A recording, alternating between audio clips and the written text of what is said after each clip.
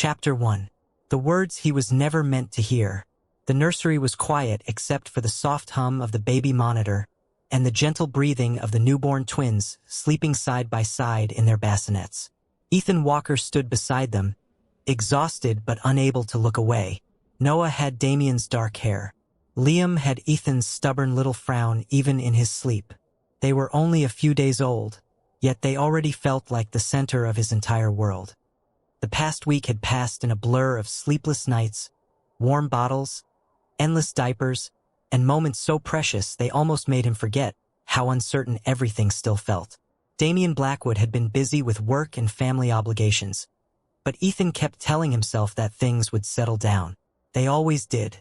At least that was what he wanted to believe. He carefully adjusted a blanket over Noah's tiny shoulders before heading toward the kitchen to prepare another bottle. The Blackwood estate was enormous, especially at night.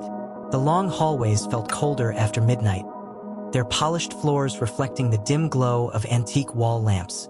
Ethan moved quietly through the silence, trying not to wake anyone. Halfway down the corridor, he realized he had forgotten the twins' feeding schedule notebook in the sitting room. Turning back, he approached the partially open door and froze when he heard voices inside. He recognized the first voice immediately. It belonged to Eleanor Blackwood, Damien's grandmother. Her tone was calm and measured, carrying the authority of someone accustomed to being obeyed. Ethan never intended to listen. He should have walked away. But then he heard his own name. He stopped without thinking. "The twins are all that matter now," Eleanor said. "The family line is secure." Another voice answered, lower and harder to hear. Ethan could not make out the words. He moved a little closer to the door. His heart began beating faster. Eleanor continued, "Once the twins are strong enough, throw him out. There will be no further need for him." Ethan felt as though the floor had vanished beneath him. For a moment he could not breathe. He waited. He expected someone to argue, to object, to say that she was wrong. Instead, there was only silence. A long, terrible silence. Then another voice spoke. Damien's voice. Ethan caught only a few words before someone shifted closer to the fireplace and muffled the conversation. He could not hear the full response. He could not hear the context. All he knew was that Damien had not immediately rejected what had been said. The realization cut deeper than he wanted to admit. His fingers tightened around the edge of the notebook he had forgotten he was holding. Suddenly, every insecurity he had buried over the past year came rushing back. The age difference, the wealth, the powerful Blackwood family, the quiet looks from relatives who never seemed entirely comfortable with him. Had he simply been convenient? Had he been chosen because he could give them heirs? Ethan stepped away from the door before anyone noticed him. His chest felt tight as he made his way back toward the nursery. The twins were still asleep when he returned. Noah stirred slightly, and Ethan instinctively reached down to comfort him. Looking at the two tiny faces before him, he felt a wave of fear stronger than anything he had experienced before. Outside, darkness covered the estate. Inside, a single thought echoed through his mind again and again. If what he had heard was true, then he and his sons were living in a house that was never meant to be their home. Ethan did not sleep that night. He sat beside the twins for hours, watching their tiny chests rise and fall beneath the soft blankets. Every few minutes, he looked toward the nursery door as if someone might walk in and tell him he had misunderstood everything. No one came. The silence only made the words he had overheard feel heavier. "Once the twins are strong enough, throw him out." The sentence repeated in his mind until it no longer sounded like something he had heard. It sounded like a future that had already been decided for him. Just before dawn, Noah began to fuss. Ethan picked him up carefully and held him against his shoulder while Liam continued sleeping. The familiar warmth of his son should have comforted him, but instead it sharpened his fear. He looked around the nursery, the expensive furniture, the custom decorations, the framed family photos waiting to be updated with the twins. Everything suddenly felt less like a home and more like a place that belonged to the Blackwoods, a place that could survive without him. His gaze landed on the small overnight bag he had packed before giving birth. It was still sitting in the corner of the room. At the time, he had packed it because the doctor recommended being prepared. Now it felt like something else entirely. A way out. Ethan stood frozen for several minutes. Then he made a decision. He moved quietly through the room, gathering only what the twins needed. Diapers, bottles, formula, extra blankets, a few changes of clothes. He ignored nearly everything that belonged to him. The less he carried, the easier it would be to leave unnoticed. When Noah settled back to sleep, Ethan lifted Liam from his bassinet and wrapped both babies securely. His hands trembled the entire time. Not because he doubted his choice, because he understood how much it would change. Before leaving, he walked into the master bedroom one last time. Damien was not there. Another late-night meeting. Another family obligation. Another reason Ethan suddenly felt very alone. On the bedside table sat his wedding ring. He stared at it for a long moment before removing it and placing it beside a folded piece of paper. He started writing several times before tearing each page apart. Nothing felt right. No explanation seemed large enough. In the end, he left only 3 words. "I am sorry." Then he turned away. The estate remained quiet as he carried the twins through the service corridor used by employees. The eastern sky was beginning to brighten when he reached the rear gate. Ethan expected someone to stop him. A security guard, a house manager, anyone. Instead, he found the gate already unlocked. For a second, he simply stared. The lock hung open, waiting. A chill ran through him. He looked around the empty grounds but saw no one. The twins remained asleep. Ethan tightened his grip on the stroller handle and stepped through the gate. Minutes later, a dark vehicle pulled to the curb beside him. The rear window lowered halfway. Ethan's heart nearly stopped. But the driver was not a stranger. It was someone he recognized from the estate. Someone who should not have been there. The driver met his eyes and spoke only one sentence. "If you want to protect those boys, get in now." Ethan hesitated for only a second before opening the rear door and climbing into the vehicle with Noah and Liam secured against his chest. The driver immediately pulled away from the curb without another word. For several minutes, neither of them spoke. The road stretched ahead through the fading darkness while the first light of morning painted the horizon in shades of pale gold. Ethan's pulse refused to slow. He looked at the driver again and finally recognized him. His name was Victor. He had worked for the Blackwood family for years, mostly handling private transportation for senior family members. Ethan had seen him countless times around the estate, but they had never spoken more than a few polite greetings. "What is happening?" Ethan asked quietly. Victor kept his eyes on the road. "I cannot explain everything." "Then explain what you can." Victor exhaled slowly. "You are not leaving because someone wants you gone." Ethan frowned. "Then why did you tell me to protect my sons?" For a moment, Victor said nothing. "Because there are people inside that family who care more about power than they do about children." The answer sent a chill through Ethan. Before he could ask another question, Victor reached into his jacket and handed over a small envelope. "Someone asked me to give you this if this day ever came." Ethan stared at the envelope. There was no name written on it, no mark identifying the sender. Inside was a stack of cash, several identification documents, and a single handwritten note. The note contained only one sentence: "Do not contact anyone connected to Blackwood Holdings." Ethan read it twice, then a third time. "Who gave this to you?" Victor shook his head. "The less you know, the safer you will be." By the time the sun fully rose, they had crossed state lines. Victor dropped Ethan at a small bus terminal in a town he had never visited before. Before leaving, he handed over a prepaid phone. "Use this only for emergencies. Will Damien know where I am?" Victor looked genuinely troubled. "No." Ethan lowered his eyes. He was surprised by how much that answer hurt. Back at the Blackwood estate, Damien arrived home shortly after sunrise. He had spent the entire night in meetings connected to a major acquisition and was looking forward to seeing his family. The moment he entered the nursery, something felt wrong. The room was silent, too silent. The bassinets were empty. The blankets had been folded. Noah and Liam were gone. Damien stood frozen. Then he noticed the wedding ring on the nearby table. Beside it sat the folded note. 3 words. I am sorry. Everything inside him seemed to stop.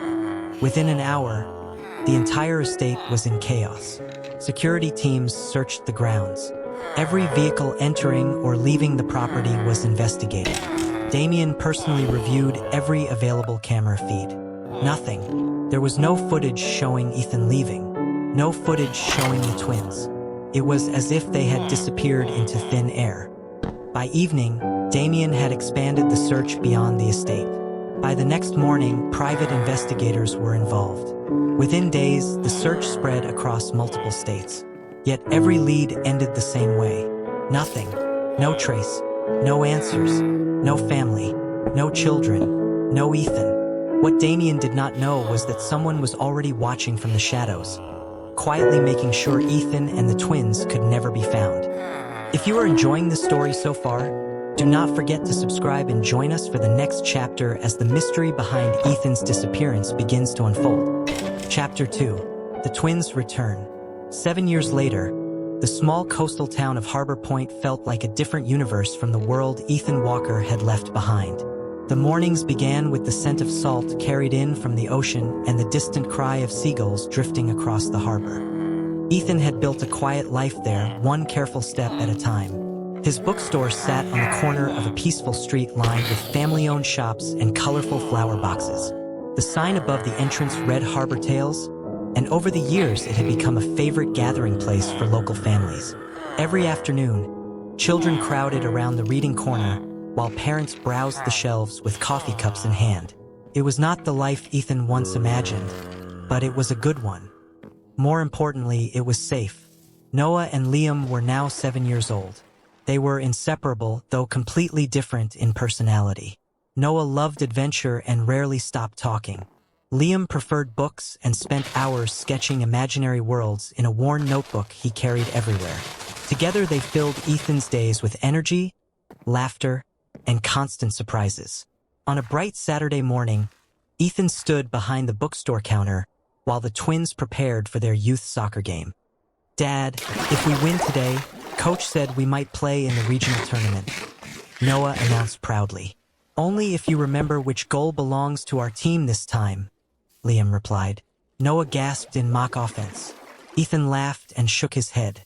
Watching them interact always reminded him why he had made every sacrifice. The game took place at a community field overlooking the water. Families gathered along the sidelines with folding chairs and coolers, while children raced across the grass beneath a clear blue sky. Ethan cheered with the other parents as the match began. Everything felt normal until he noticed someone standing near the edge of the crowd. The man wore a dark jacket despite the warm weather and dark sunglasses that concealed most of his face. He stood apart from everyone else, silent and still. At first Ethan assumed he was another parent. But then he realized something strange. The man was not watching the game. He was watching Noah and Liam. A faint sense of unease settled in Ethan's stomach. Several times during the match, he caught the stranger observing the twins with unusual focus. Whenever Ethan looked directly at him, the man calmly turned away. After the game ended, the twins ran toward Ethan carrying their equipment bags and celebrating a narrow victory. By the time Ethan looked back, the stranger was gone. He told himself it was nothing. Harbor Point was a tourist town. New faces appeared every day. Yet over the following weeks, the man appeared again. He stood outside the bookstore one afternoon. He sat alone at a nearby coffee shop another day. Once, Ethan noticed him watching from across the street while Noah and Liam played with friends. The stranger never approached, never spoke, never caused trouble. He simply appeared and disappeared like a ghost. Then, one evening, as Ethan locked the bookstore for the night, he found something waiting on the front step. It was a soccer ball. Written across the white surface in black marker were 4 words that made his blood run cold. "They know about them." The message on the soccer ball changed everything. Ethan locked the bookstore early that evening and brought Noah and Liam home without explaining The twins noticed his unusual silence immediately. Noah asked questions during dinner.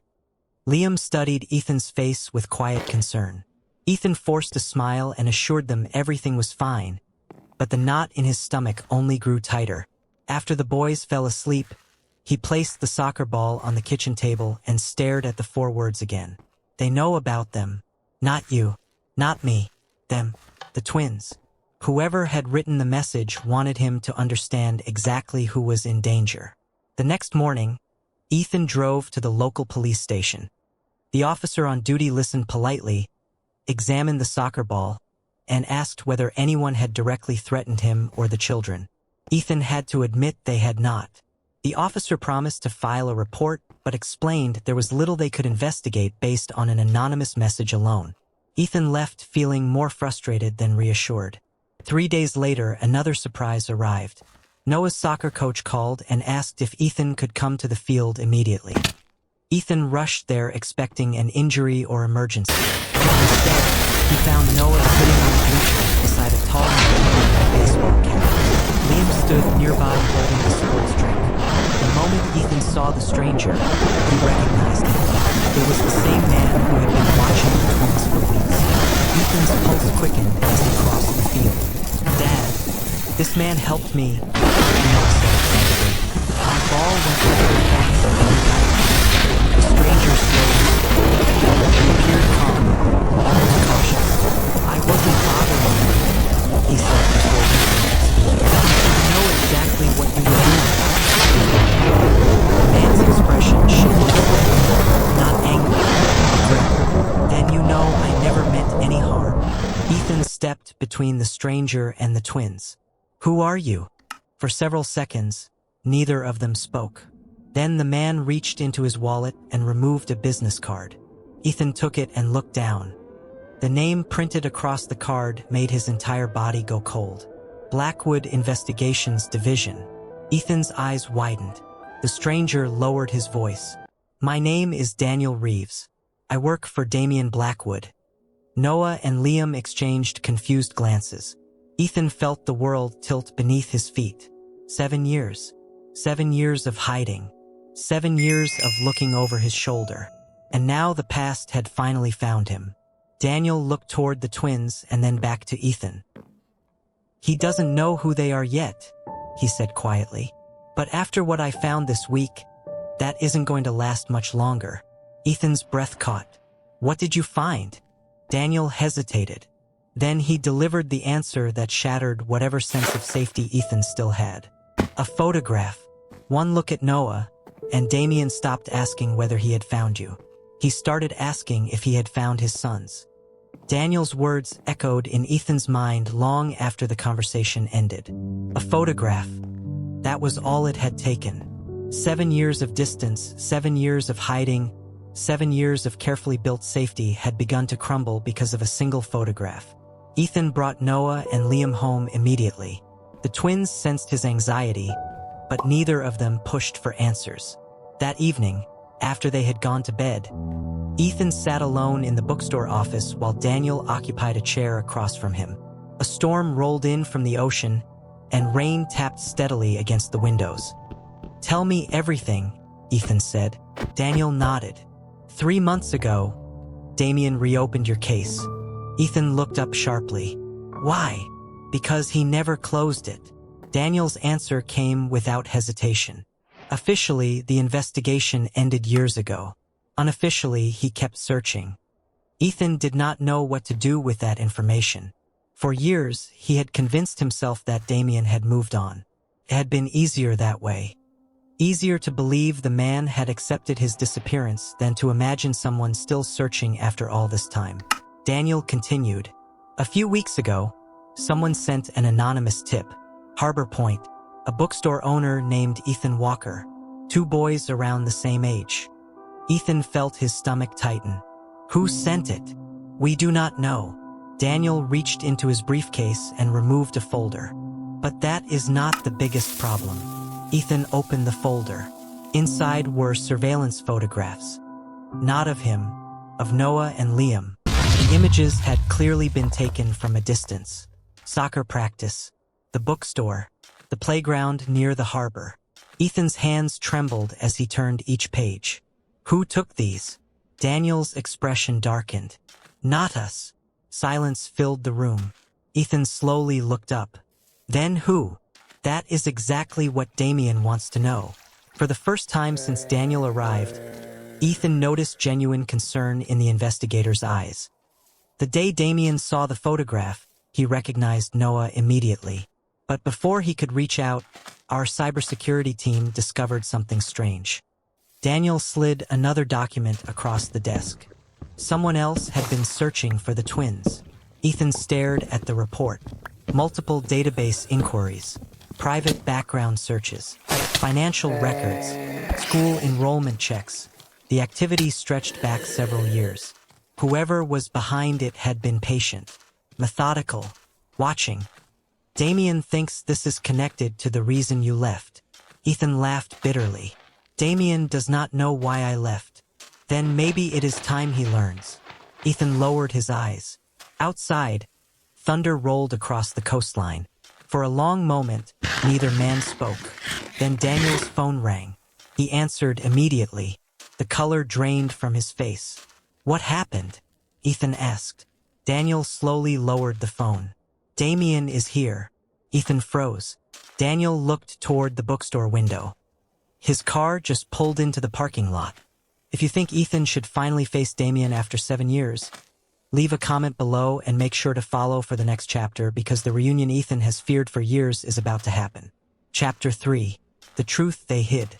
Ethan's entire body went rigid. For a moment, he could not hear the rain outside. He could not hear the ticking clock above the bookstore counter.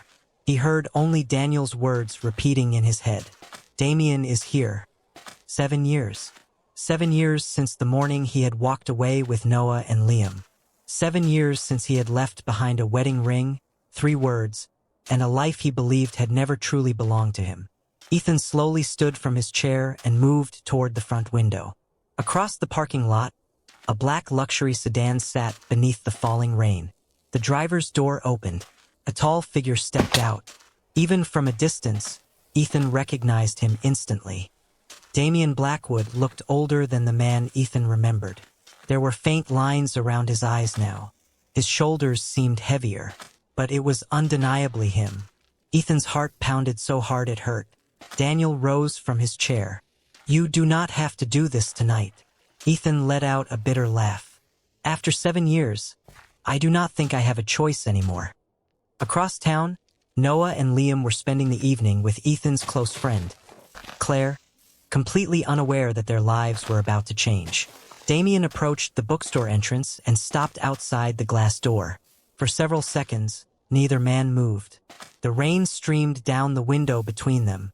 Finally, Ethan unlocked the door. Damien stepped inside. Silence filled the bookstore. Neither of them seemed to know where to begin. Damien's eyes searched Ethan's face as though he was trying to confirm that this was real. You are alive, Damien said quietly. Ethan blinked in disbelief. Of all the things he expected to hear, that was not one of them. Of course I am alive. Damien looked away for a moment. There were years when I was not sure. Ethan stared at him. The anger he had carried for so long suddenly felt less certain. Damien reached into his coat and removed a worn photograph. He placed it on the counter.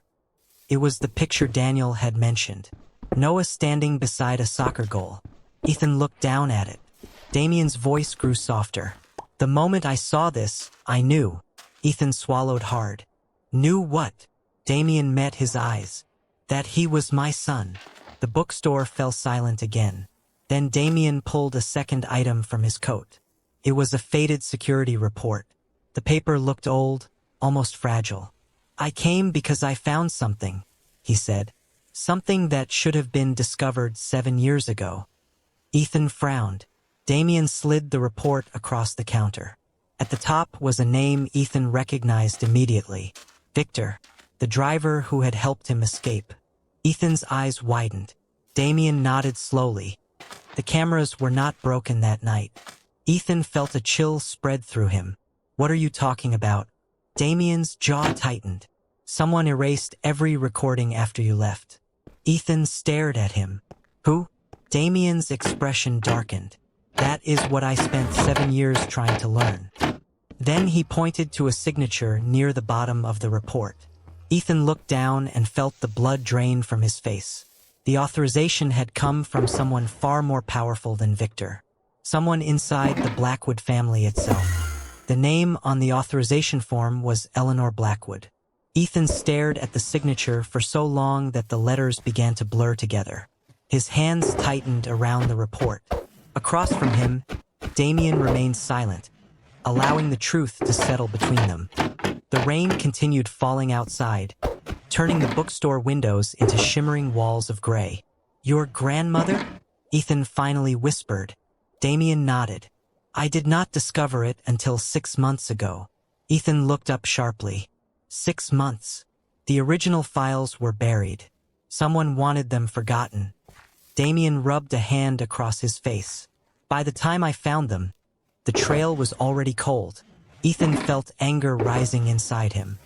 Not the old anger he had carried for years. This was something different, something heavier. So all this time, he struggled to finish the sentence. "All this time you did not know?" Damien's answer came immediately. "No." The certainty in his voice caught Ethan off guard. There was no hesitation, no excuse, no attempt to shift blame. Only the truth. For several moments, neither man spoke.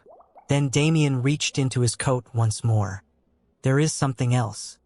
Ethan's stomach tightened. Damien carefully unfolded a yellowed envelope. Time had worn the edges soft. The paper looked as though it had been opened and resealed countless times. "Do you recognize this?" Ethan's breath caught. He knew the envelope instantly. 7 years vanished in a heartbeat. "That is impossible," he whispered. Damien placed it gently on the counter. "I found it hidden in a private archive at the estate." Ethan slowly reached for it. His fingers trembled. The handwriting on the front belonged to him. The letter he had written before leaving. The letter he believed had never mattered. The letter he assumed Damien had ignored. Ethan carefully unfolded the pages inside. Every word was exactly as he remembered. He had written it during the final hour before sunrise. He had explained everything. His fear. The conversation he overheard. The reason he believed he had to leave. Most importantly, he had written one sentence he never expected Damien to read. "I love you. But if I stay, our sons will not be safe." Ethan lowered the letter. His vision blurred. Across the counter, Damien's voice was quiet. "I never received it." Ethan looked up. Damien's eyes were fixed on the letter. "For 7 years, I thought you left without a single explanation." The realization hit Ethan like a wave. The letter had never disappeared by accident. Someone had taken it. Someone had made sure neither of them knew the truth. And if Eleanor Blackwood had hidden the cameras and hidden the letter, then one question remained. What had she been so desperate to keep secret that she was willing to destroy an entire family to protect it? The answer arrived sooner than either of them expected. 2 days later, Damien and Ethan traveled to the Blackwood estate together, while Noah and Liam remained safely with Claire. Eleanor Blackwood was waiting in the library when they arrived. Age had not softened her presence. She sat quietly beside the fireplace and listened as Damien placed the security reports, the hidden letter, and years of investigation records on the table before her. For a long time, she said nothing. Then, finally, she confessed. 7 years earlier, a dispute over the Blackwood inheritance had divided the family. A distant branch of the family believed the first direct descendants of Damien Blackwood would control a trust worth hundreds of millions of dollars. Eleanor had learned that several people intended to challenge the twins' position before they were even born. She feared a public battle that could destroy the family. Instead of trusting Damien with the truth, she made a disastrous decision. She arranged for Ethan to leave without interference. She erased the camera footage. She intercepted the letter. She believed distance would keep everyone safe until the conflict disappeared. But the conflict never disappeared. It simply moved into the shadows. Damien listened in silence. When she finished, He stood and informed her that he would be stepping down as chief executive officer of Blackwood Holdings. Every major decision she had tried to control had cost the family 7 years they could never recover. 3 months later, the inheritance dispute officially ended after evidence of manipulation by several distant relatives was exposed. No charges were filed against Eleanor due to her age and cooperation, but she lost all authority within the family. For the first time in decades, the Blackwood empire moved forward without her control. Ethan expected Damien to ask him to return to the estate. He never did. Instead, Damien rented a small house in Harbor Point. He attended Noah's soccer games. He helped Liam with school projects. He spent time building relationships that should have begun years earlier. Slowly, the walls between them began to disappear. One afternoon, nearly a year later, Ethan locked the bookstore and stepped outside. Across the street, Damien was helping Noah and Liam carry boxes into a new community reading center they had opened together. The twins spotted Ethan immediately and ran over. Noah grabbed one of his hands. Liam grabbed the other. "Dad," Noah said with a grin. "You know he practically lives here already." Ethan looked toward Damien, who laughed quietly. For the first time in many years, Ethan felt no fear when he looked toward the future. He squeezed both boys' hands and walked forward. This time, nobody was leaving. This time, they were finally a family.